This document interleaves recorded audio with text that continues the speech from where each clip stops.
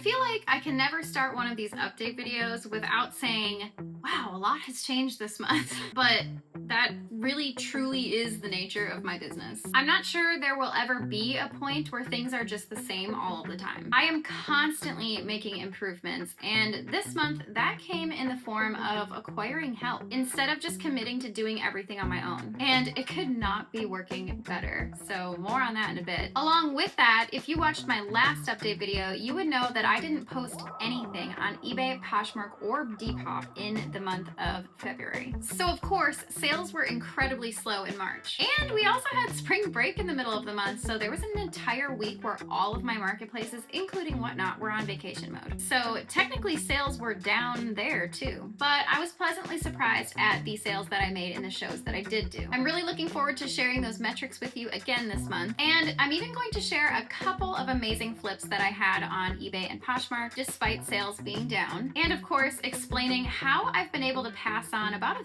third of my duties to somebody else. And an office tour. Let's not forget that. If you're new here, my name is Taylor Jo. I started reselling back in October 2024 as a way to just make a little extra income. I started on eBay and eventually expanded to Poshmark and Depop, and now most recently Whatnot. This was never meant to turn into a full-time job, but when I found out that I could make a serious living doing all of this, I decided to go full force and turn it into a real business. And now here I am, netting thousands of dollars a month without ever having to leave my house. If reselling or live selling content is your thing, please consider subscribing. I make new videos every couple of weeks. Let's get into it. If you're one of those people that never goes on vacation because you're a workaholic, you might want to reconsider the value that taking a break has on your business. The reason I say that is because when we left our home and we put all of the marketplaces on vacation mode, something interesting happened. My husband and I were finally able to slow down and actually talk about our financial future and my business in general. And by the end of vacation, we came up with a plan that's been nothing but successful since we put the plan in place as soon as we got home. And that plan is, this is no longer just my business. It's our business. So technically, I didn't really hire my first employee, but I do officially have a real business partner. How did we come to this conclusion? Well, we all have our strengths and weaknesses, right? It was obvious to me what my strengths are. I'm decent at sourcing, I'm pretty good at live selling, and I'm great at just finding ways to improve. But my main weakness is discipline in the things that I don't love doing, and also anything having to do with the numbers and the accounting part of the business. Well, guess what my husband loves doing? Accounting, taxes, and monotonous activities that he can just zone out on. So what we did was we replaced my weaknesses with his strengths. He is now not only fully taking on the spreadsheets and the accounting and anything that has to do with numbers, but he's also taking on my least favorite work task, which is photographing and listing inventory. So now he is photographing and drafting the listings, and I am perfecting the listings and just hitting submit. It only takes me just a few minutes each day. And now I can fully focus on Whatnot, which is the part of the business that not only nets me the most profit, but is also the part that I enjoy the most. Like, it literally gives me life. And the conversations didn't really end there either. I think this happens to a lot of couples that resell, at least the ones that post about it on YouTube or other spaces online. When you realize that working from home is like the dream job, like having your own business and doing your own thing, especially when you can do it together. It obviously has its downfalls, right? Like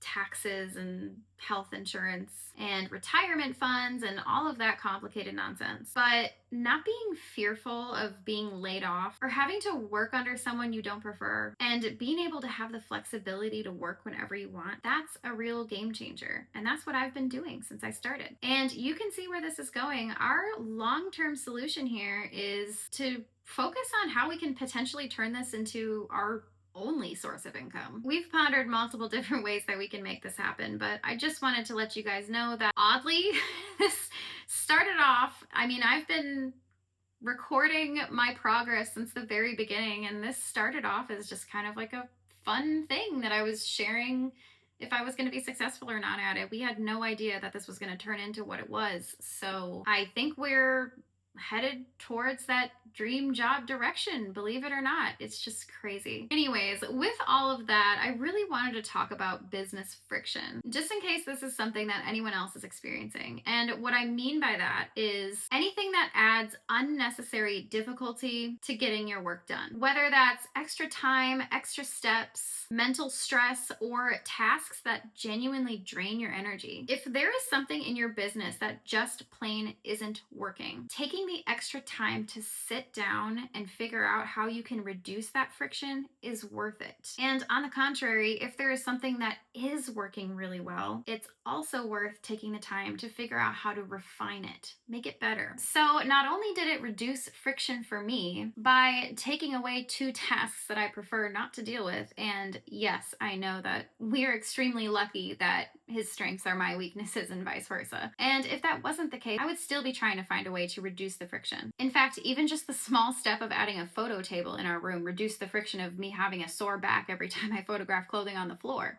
Just little things like that. But we also took it a few steps further and completely rearranged our small 10 by 12 office space so that him and I can be working in this room at the same time. This also made it so that I do not have to set up and take down my entire Whatnot show in the living room 3 times a week. That was actually causing a lot more friction than I thought it would. Now you are looking at my permanent show space. You can probably see the backdrop behind me. And we also have a photographing area and a desk area. And we just have space for 2 people to work on 2 separate things. It's still kind of tight and at times very inconvenient. Like the other day during my show, I had my phone plugged in and both my husband and one of my dogs tripped over the cord and caused my phone to tilt sideways, so everyone was looking at me sideways.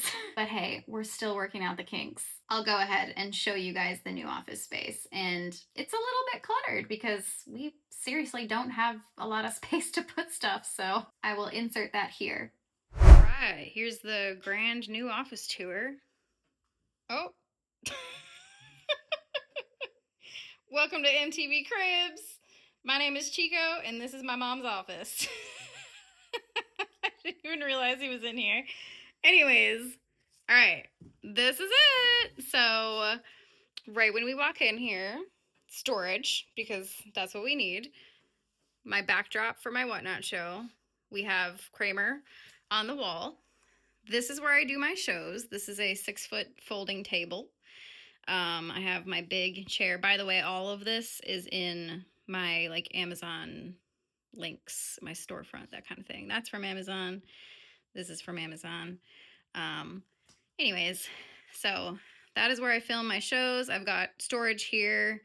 This is like how I do my like shows where I put people's orders in these little zip bags. That works really well for me. This is like mood rings and storage and things like that. I had a friend of mine make this logo for me on wood, which is super cool. It's my logo. My speaker, my iPad, and then this is how I have my Whatnot show set up. So I have this phone stand, which is really great, and I will link that down below as well because it's like a really, really nice high quality one, and it was not expensive at all. And then I have this mirror attached to it, which is, this is like a cubicle mirror, but I film my videos, or I do my Whatnot shows with my rear mirror. So I have to have a mirror on the other side so that I can see what it looks like. And then, so you might have noticed like in my older videos, my desk was like right here in the middle. So we moved the desk all the way to the corner now. So the desk is now in the corner. I still have a view of the outdoors, which is nice. We have Master Chico, trash can, Chico's bed, because he has to have a bed in every single room that we have. And then underneath the table, we have an old TV stand that is holding storage as well. More storage here, poly bags and whatnot. Oh, and my rings are in that bag underneath the table as well. And then you have my desk, which someone a few videos ago said they wanted like a detailed tour of my desk, but there isn't really much to show. You have the scale, which my husband uses to weigh stuff after he lists it. I use a Mac Mini. That is literally just the computer. Just this little box right here is my computer. I think this is maybe a 17-inch screen, maybe bigger. my Munbean thermal printer, which is the best thing ever. And then this table also is a standing desk in case I don't feel like sitting, which actually is a huge game changer, and we both love it. And we can adjust it from my husband's height to my height as well because we both use it. So, and he doesn't like it, he's scared of it. So we have two chairs, that chair and that chair, so we can both be in here. And then we still have the photo table that has not moved. We have a naked mannequin over here, which I'm not going to film because I don't feel like trying to edit it out. But the photo table, as you guys have seen on my YouTube post, this pops out and pops out from the wall. That has not moved at all. My decor is incredibly crooked. And then another thing we did, I'm trying to avoid the naked mannequin. Another thing we did was we took the door off of this closet because it was getting in the way. So now there's no door on the closet, and we put a dresser in there that has a bunch of storage in it, and just this is all just like storage stuff. It's kind of a mess. And then the TV was on this wall, but for obvious reasons, we moved it to this wall. And the only reason we have a TV in here is because this is where my husband plays video games. I play video games in the living room. We play together every single night, so we need two separate spaces for that. So he plays in here. So the TV's here, so he can sit here and play video games there. And then we have our photo light, which can be folded and put away, but it's kind of a pain in the ass. So we don't do that. So we just leave it out. So my photo light, and then that box has stuff that needs to be put like in inventory. So we always have some sort of a bin in here to like put stuff. There's cords everywhere, obviously. So yeah, still kind of tight, but I'll kind of give like the wide view here if I can. Oops, that's the opposite of a wide view. Okay. So yeah, this is literally it. This is a 10 by 12 space, and this is the room where we accomplish everything. So yeah, that's it.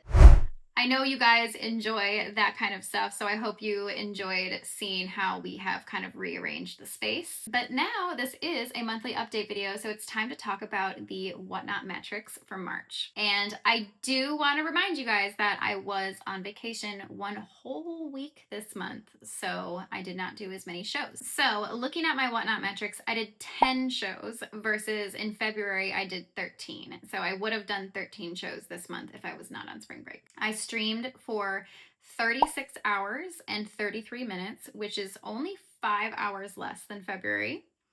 And I had 568 orders. And as a reminder, in February, I had 897. My net sales were $2,973.78 versus February, which was huge. I made $4,500 roughly. So we had a difference of about $1,560 between the 2 months. I'm not sure if I would have made that $1,500 in those 3 days on that week of spring break. I have no idea.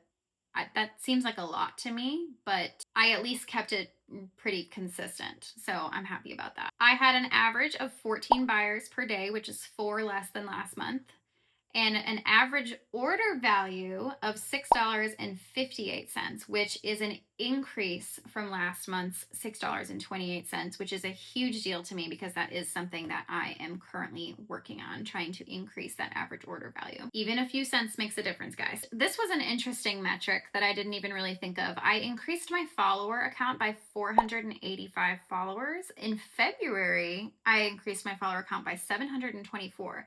So that tells me that the majority of my followers are coming from my actual live shows, people following me when I am live, because I was live 3 less shows this month than in February. So that was an interesting metric to actually look at. My max concurrent viewers in March was 45. In February, it was 56. And I did not have any huge raids in March. And in February, I did. So those 45 viewers may have been completely organic, which is really cool. My best show, I made $582.79. I sold 100 items in that show, and I streamed that show for 4 hours. And this is one of my favorite metrics as well. My biggest spender spent $297.40 with me. And funny, this was the same person that was my best spender in February. And if that doesn't tell you to nurture your regulars, I don't know what does, okay? So after reviewing these metrics, it's pretty clear to me that I am on a pretty consistent trajectory, if not moving upwards, at least in some ways, like my average order value and viewers as well. I did notice that there was no time in March that I had less than 10 followers, and that's during like the slow parts of my show or during the end of my show when people drop off when they know you're about to end. Most of the time I had close to 20, which is amazing. It's so great. And on some of my shows I had close to 30, which was awesome. So those are my Whatnot metrics for the month, and I think they were very telling. And I really think if you guys sell on Whatnot that you should compare your metrics month to month, because you will learn things about yourself like I did this time. I thought it was very interesting, some of these metrics. Now let's talk about what sold on the platforms. I am not going to share everything that sold. I'm only going to share a couple of things because I barely sold anything across the platforms. One was this epic flip on eBay, and something you will definitely want to be on the lookout for. That is this vintage 1950s Sears Pilgrim brand shirt, and this is made in California. And I bought this from a seller on Whatnot that I've purchased from multiple times before. In fact, they're practically supplying like 20% of my inventory right now. And I think I paid around $5 for the shirt. And she knew what she had, but she was trying to sell to resellers. So this shirt sold within a day for $85. Okay, so be on the lookout for Pilgrim brand vintage Sears shirts, because that's a bolo.